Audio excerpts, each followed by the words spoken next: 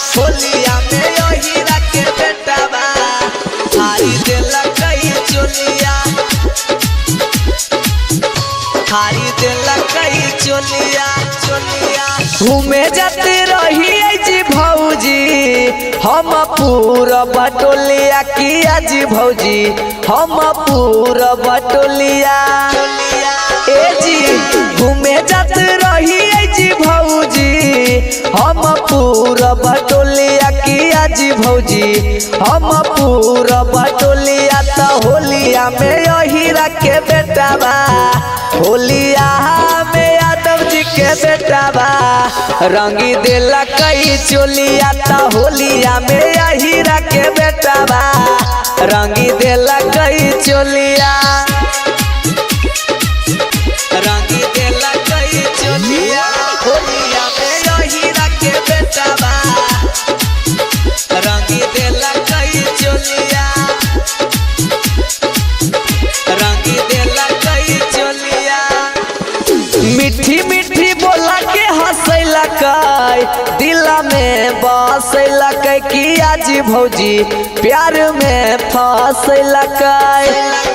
ए जी मीठी मीठी बोला के हंसैला कई दिला में बसैला कई किया जी भौजी प्यार में फंसैला कई। ता होलिया में कई के ठिठोलिया, होलिया में कई के ठिठोलिया फारी देला कई चोलिया। ता होलिया में कई के ठिठोलिया फारी देला कई चोलिया। साचो भौजी रंगी देला कई चोलिया।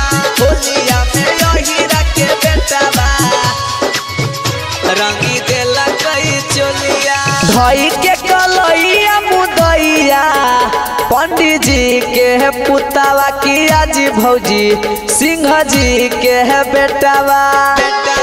हे भौजी धई के कलैया मुदैया पासवान जी के बेटावा किया जी भौजी राजपूत के है बेटावा। ता लहंगा लसारी के मनाई, लहंगा लसारी के मनाई लेला कही रंगोलिया। ता लहंगा लसारी के मनाई लेला कही रंगोलिया। सबसे